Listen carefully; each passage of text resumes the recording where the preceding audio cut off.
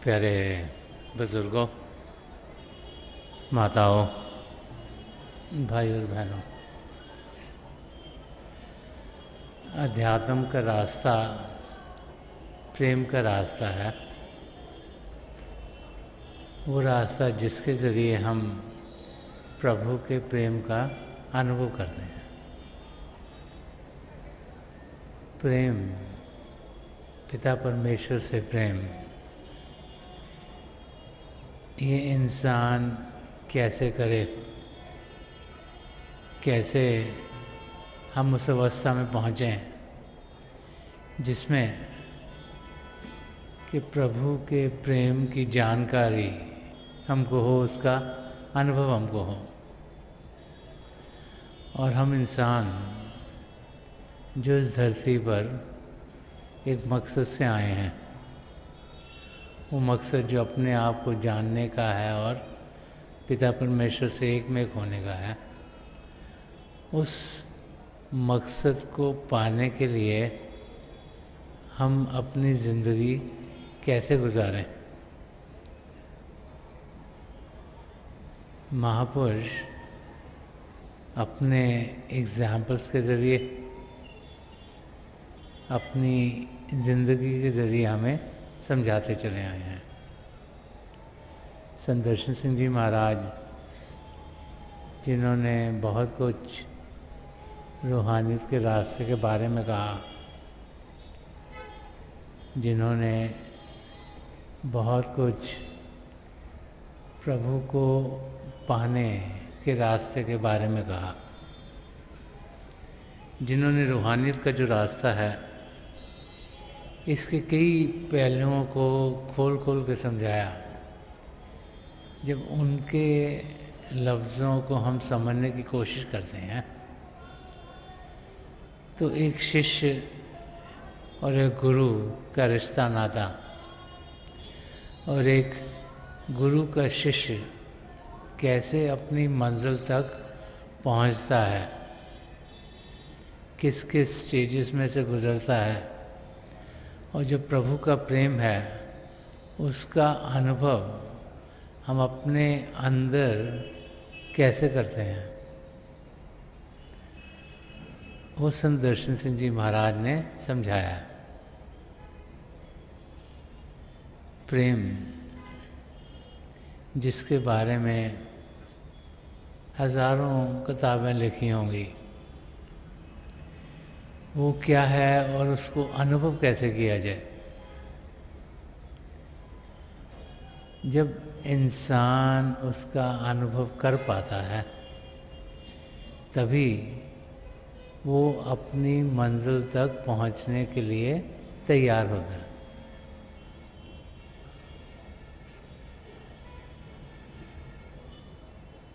सन्मत का रास्ता बार बार हमें समझाता है कि हमारी आत्मा का ध्यान पिता परमेश्वर की ओर सही तरीके से तब जाता है जबकि हमारा शिव नेत्र खुलता है, हमारा दिव्य चक्षु खुलता है। हमारी आत्मा शरीर में बिखरी हुई है, उसको सिमटने का तरीका खुद ब खुद मालूम नहीं। तो जब एक पूर्ण महापुरुष की दिव्य दृष्टि हम पर पड़ती है, जब वो अपनी तवज्जो हमें देते हैं, जब नाम की देन हमें मिलती है, तो फिर जो 10वां द्वार है, जो शिव नेत्र है, वो हमारा खुलता है। तो एक रास्ता जिससे हम अनजान हैं, वो हमारे अंदर खुलना शुरू हो जाता है। अभी तक तो हम सिर्फ मन इंद्रियों के घाट पर ही जीते हैं, तो हम यही सोचते हैं कि जो इंद्रियों के ज़रिए हमारे अनुभव हो रहे हैं वही सही है। वो सोचते हैं कि सब कुछ सिर्फ वहाँ से ही होता है।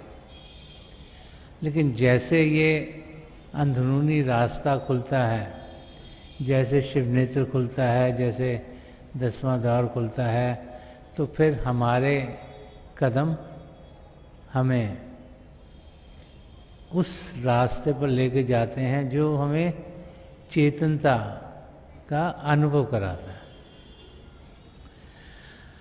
अब जब हमारे सदगुरु की दया मेहर होती है तभी ये 10वां द्वार खुलता है और वो फिर हमें तरीका बताते हैं कि हम उस रास्ते पर कैसे चलें, कैसे हमारी तरक्की हो उस रास्ते पर।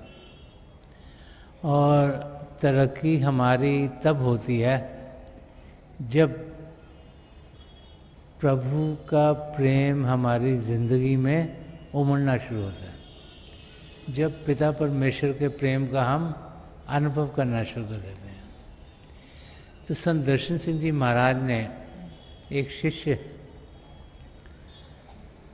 उसका प्रेम पिता परमेश्वर के साथ, उसका प्रेम अपने गुरु के साथ, उसमें क्या क्या स्टेजेस हैं उसको अपने अलग अलग लफ्ज़ों में समझाया है।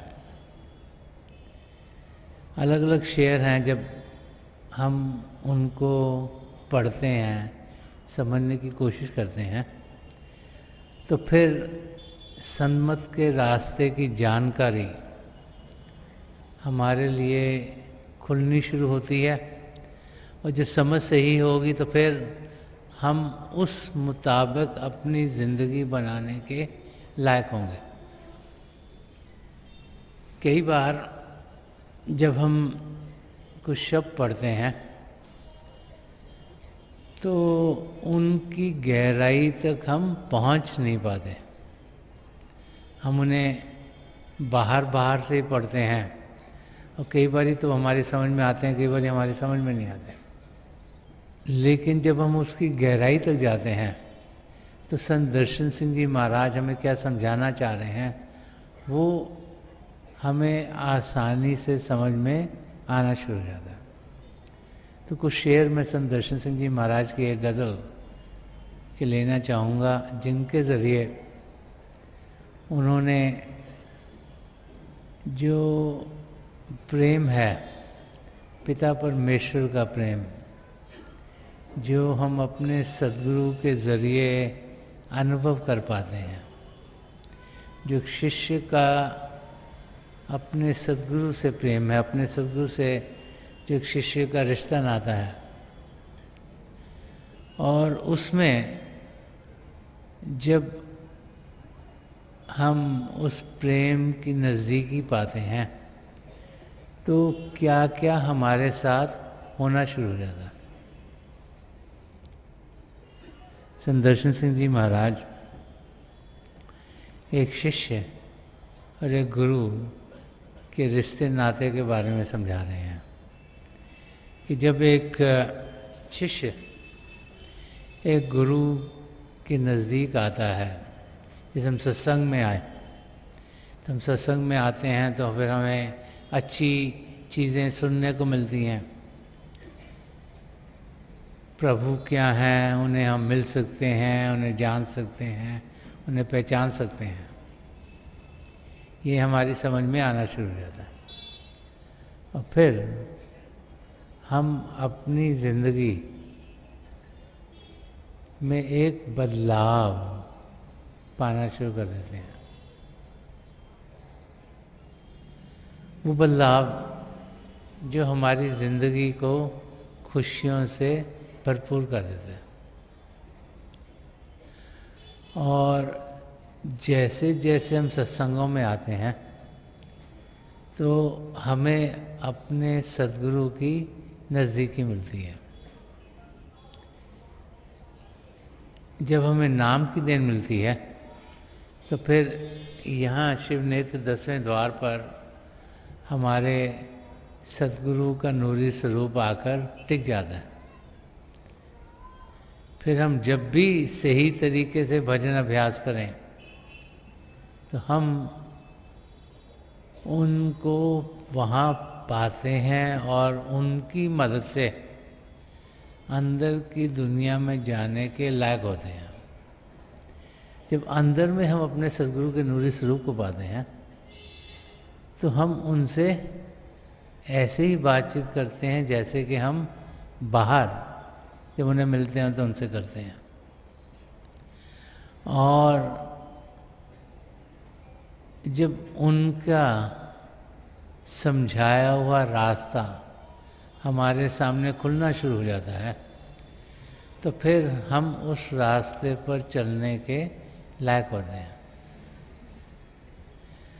तो जब एक शिष्य जो अभ्यास करता है, जब वो अंदर की दुनिया में जाता है, जब अपने गुरु के नूरी स्वरूप तक पहुंचता है, तो फिर वो अपने सद्गुरु से कुछ भी बातचीत करता है जो उसको लगे, उसे सवाल है उसे पूछता है। और उस स्टेट में एक शिष्य और एक गुरु के बीच में कुछ छुपा नहीं। हम तब ये अनुभव करते हैं कि हमारे सद्गुरु ही हमें अपनी मंजिल तक पहुंचाएंगे। हम तब भी अनुभव करते हैं कि वो सब कुछ जानते हैं। हम तब भी अनुभव करते हैं कि उनकी मदद से हम अपनी मंजिल तक पहुंचेंगे। लेकिन उससे पहले जब तक कि हम अंदर नहीं पहुंचते तो बाहरी रूप से हम अपने सद्गुरु को मिलते हैं, उनको जानते हैं, उनको पहचानते हैं, कभी कभी उनसे बातचीत करने का भी मौका मिलता है। तो संत दर्शन सिंह जी महाराज ने उस अवस्था को लेकर ये एक शेर कहा है। तो फरमा रहे हैं कि चले जो बात तो हम उनसे क्या नहीं कहते, कि चले जो बात तो हम उनसे क्या नहीं कहते, मगर जो दिल में है वो बरमला नहीं कहते। संत दर्शन सिंह जी महाराज एक शिष्य का अपनी गुरु से जो वार्तालाप है, जो बातचीत है, उसकी बातचीत कर रहे हैं। तो फरमा रहे कि जब चांस लगता है अपने सद्गुरु से मिलने का तो हम उनसे जो जो हमें ज़रूरी लगता है उसकी बातचीत ज़रूर करते हैं। अगर हमें कोई डायरेक्शन चाहिए लाइफ में, कुछ हमें मदद चाहिए, कोई बीमारी आ गई है उसके बारे में, जो चीज़ें हमें ज़रूरी लगती हैं उनकी बातचीत अपने सद्गुरु से ज़रूर करते हैं। बाहरी रूप में जब भी हम उनसे मिलते हैं हम कोशिश करते हैं कि जो जो चीज़ें हमारी ज़िंदगी में चल रही हों, जो हमें लग रहा है जिनमें हमें तकलीफ़ है या मदद चाहिए, उसकी हम बातचीत करते हैं। क्यों करते हैं? क्योंकि हमें मालूम है कि उनके ज़रिए हमें मदद मिलेगी, कि उनके ज़रिए हमारे जो तकलीफ़ है वो दूर होगी। और शुरू में एक शिष्य अपनी बातचीत करने की पूरी कोशिश करता है। जैसे जैसे हम रूहानियत के रास्ते पर बढ़ना शुरू हो जाते हैं और जैसे जैसे हमें अनुभव होते हैं कि हमारे सद्गुरु हमारी अच्छाई के लिए, बढ़ाई के लिए सब कुछ कर रहे हैं, और जैसे हमें यह अनुभव होता है कि वो हमारे पास्ट को भी जानते हैं, प्रेजेंट को भी जानते हैं, फ्यूचर को भी जानते हैं, तो उस अवस्था में जब शिष्य उस लेवल तक पहुंच जाता है तो फिर उसे बाहरी रूप से कोई बातचीत करने की ज़रूरत नहीं, क्योंकि तब हम उस अवस्था में पहुंचते हैं जिसमें कि तेरा भाना मीठा लागे ही बोल हमारे लब पर रहते हैं। लेकिन उस अवस्था तक हर एक इंसान पहुंचता नहीं या जल्दी जल्दी पहुंचता नहीं। तो तब तक जो जो हमें लगे कि हमें जिस एरिया में मदद चाहिए, वो हम ज़रूर अपने सदगुरु से उसकी बातचीत करते हैं। तो यहाँ संदर्शन सिंह जी महाराज फरमा रहे कि चले जो बात, तो हम उनसे क्या नहीं कहते कि एक शिष्य जब उसे मौका मिलता है अपने सदगुरु से बातचीत करने का, तो हर एक किस्म की बातचीत वो करने की कोशिश करता है जो जो उसे लगे कि उसे उससे आराम मिलेगा। अगली लाइन अगर हम सिर्फ लफ्ज़ों पर ही रह जाएंगे तो हमें उसकी गहराई क्या वो समझ नहीं आएगी। अगली लाइन में लिखा है मगर जो दिल में है वो बरमला नहीं कहते। बरमला का मतलब होता है साफ साफ खुलकर। तो संदर्शन सिंह जी महाराज कह रहे हैं चाहे हम अपने सदगुरु से हर एक चीज़ें मांगते रहते हैं, ये भी चाहिए, ये भी चाहिए, ये भी मेरे लिए खराब है, ये भी ठीक हो, या बिजनेस में नहीं चल रहा, हस्बैंड वाइफ की लड़ाई भी है, वो सब बातें करते हैं, लेकिन जो दिल में है, जो हमारे अंदर है, वो बरमला नहीं कहते कि जो हमारे अंदर है वो खुल खुल के नहीं बातचीत करते। तो कौन सी चीज़ है जो हम खुल खुल कर बातचीत जिसकी नहीं करते? क्योंकि हमें तो मौका मिले, हम अपनी तरफ से सब चीज़ बातें करने की कोशिश कर रहे हैं। तो संदर्शन सिंह जी महाराज यहाँ हमें इस शेर के ज़रिए क्या समझा रहे हैं? बहुत सी बार जब भी हमें बाहर अपने सदगुरु से बात करने का मौका मिलता है तो अंग संग कोई ना कोई ज़रूर होता है।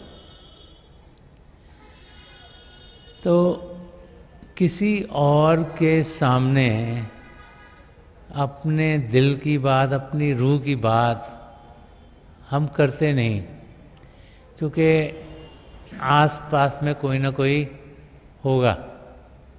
दूसरी चीज़ जो समझने वाली है वो ये है कि जब भी महापुरुष दिल की बातचीत कहते हैं तो वो हमारी आत्मा की ओर संकेत कर रहे हैं। तो जो हमारी आत्मा की नीड्स हैं उसकी ओर इंसान ध्यान देता नहीं। जो शारीरिक नीड्स हैं उसी की ओर हम ध्यान देते हैं। तो हम जब अपने सदगुरु से मिलते हैं तो अगर आप देखेंगे तो हम जनरली बातचीत क्या करते हैं कि बच्चों के स्कूल में ये हो रहा है, उनके एग्ज़ाम्स आ गए, कोई बिजनेस की बात, कोई घर की बात, कोई बीमारी की बात, कोई केस चल रहा उसकी बात, हर एक दुनिया की सब चीज़ों की बातें करते हैं। लेकिन जो आत्मा को चाहिए, जो रूहानी तरक्की के लिए चाहिए, उसकी बातचीत हम करते नहीं। क्यों नहीं करते? तो पहले तो हम भजन अभ्यास में बैठते ही नहीं कि हमें कुछ अनुभव हो। अगर कोई बैठेंगे, कुछ अनुभव होगा तभी कुछ सवाल होगा। अगर बैठते ही नहीं, कुछ अभ्यास किया नहीं, तो फिर सवाल क्या? फिर उसके बारे में कोई क्वेश्चन नहीं, क्योंकि हमें मालूम ही नहीं कि होता क्या है। हम सब अपनी ज़िंदगी ऊपरी लिहाज से ही जीते हैं। ऊपर ऊपर से ज़िंदगी हमारी चलती है। असलियत जो है उसकी और हमारा ध्यान बहुत कम जाता है। तो संदर्शन सिंह जी महाराज हमें समझा रहे हैं कि जब हमें मौका मिलता है अपने सदगुरु की नज़दीकी मिलने का, तब भी हम क्या करते हैं? ऊपर ऊपर की ज़िंदगी में रह जाते हैं।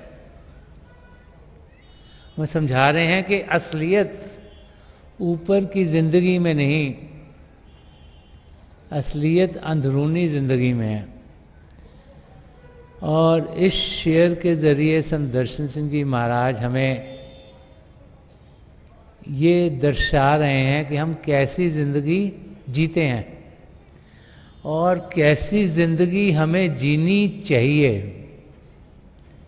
अगर रोज़ाना अभ्यास करेंगे तो फिर उस रास्ते की हमें जानकारी होगी जो अंदरूनी रास्ता है।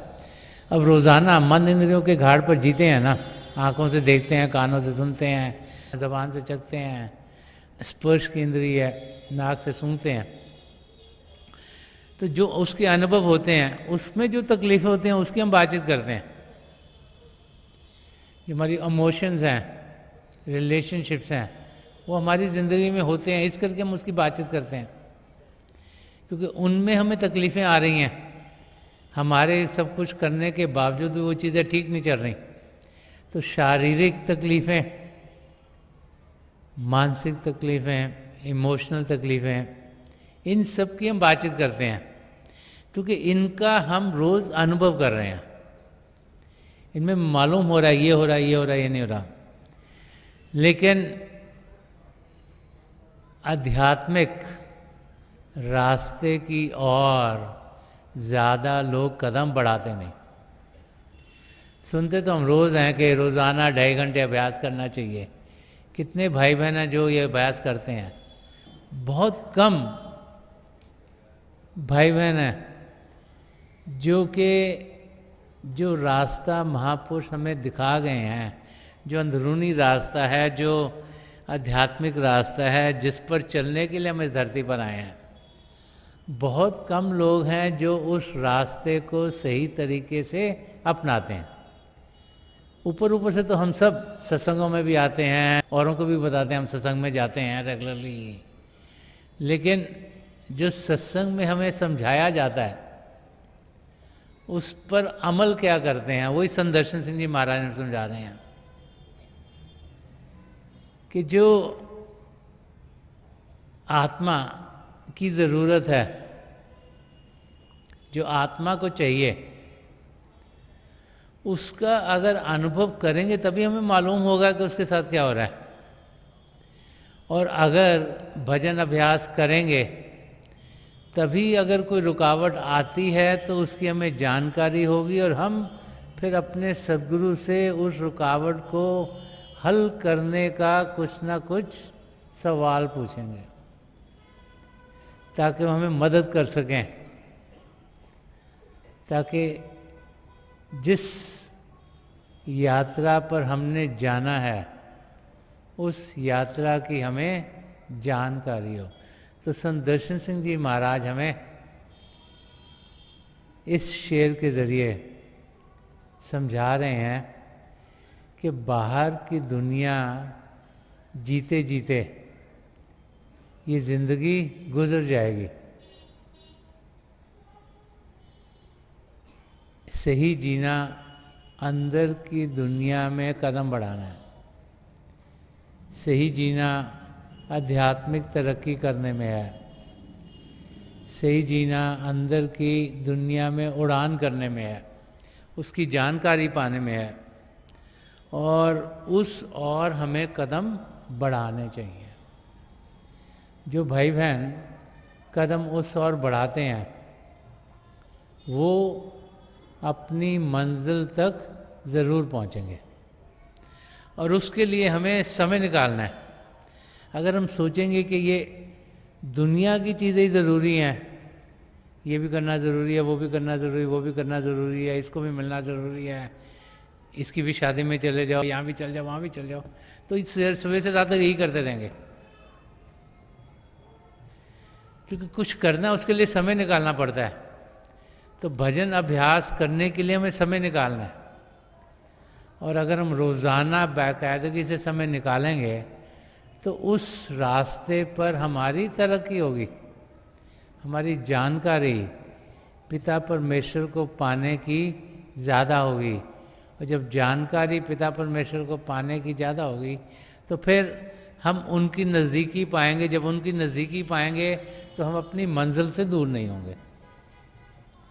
तो संत दर्शन सिंह जी महाराज हमें यही समझा रहे हैं कि एक पूर्ण महापुरुष हमें वो दे सकते हैं जो और कोई नहीं दे सकता।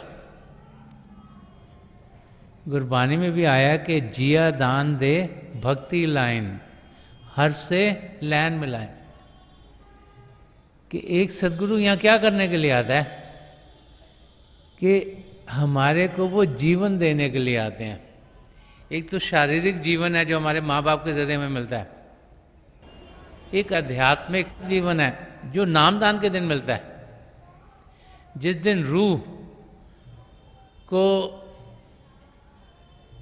तंदुरुस्ती मिलती है, जिस दिन रूह को अंदर की दुनिया में जाने का रास्ता मिलता है, तो जिया दान कि एक दान हमारे सदगुरु जिसे नाम दान दे, नाम का दान है।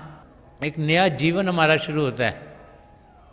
एक तो हमारा फिजिकल बर्थडे, एक स्पिरिचुअल बर्थडे है, और स्पिरिचुअल बर्थडे फिजिकल बर्थडे से कहीं ज़्यादा और इम्पोर्टेंट है, क्योंकि जब तक ये आध्यात्मिक जन्म नहीं होगा तब तक हम अंदर की दुनिया में जाने के लायक नहीं। तो गुरबानी भी समझाती है कि एक जब पूर्ण महापुरुष आते हैं, किस लिए आते हैं?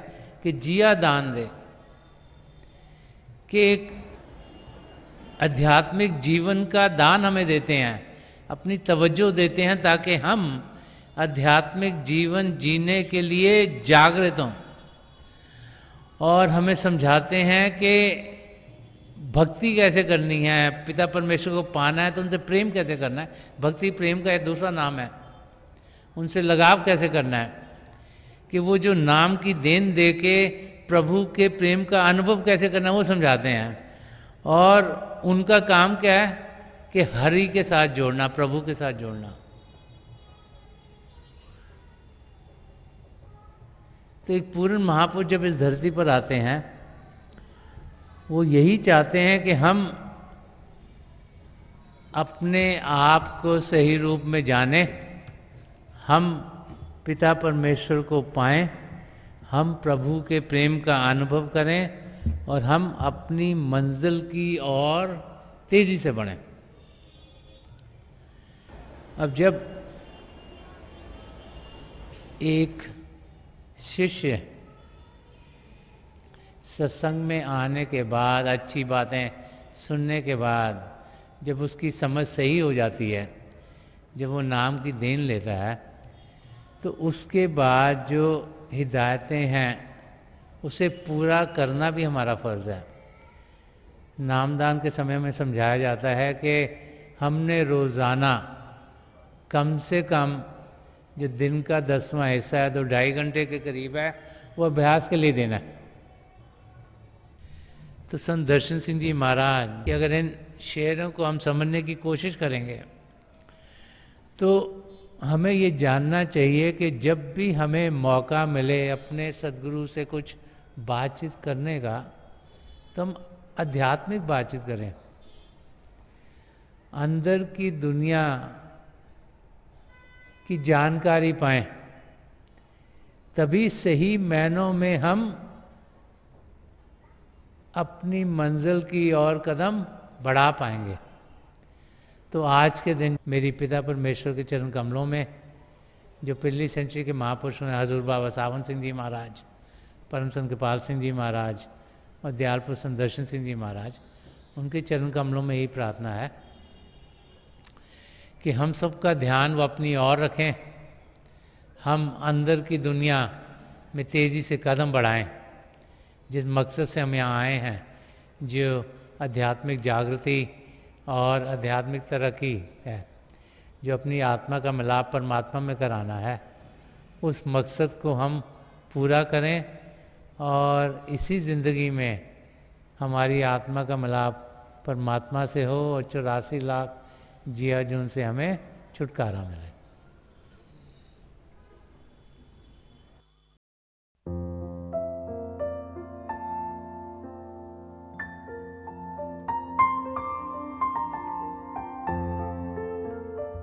तो थोड़ी देर के लिए हम सब अभ्यास के लिए बैठ जाएं।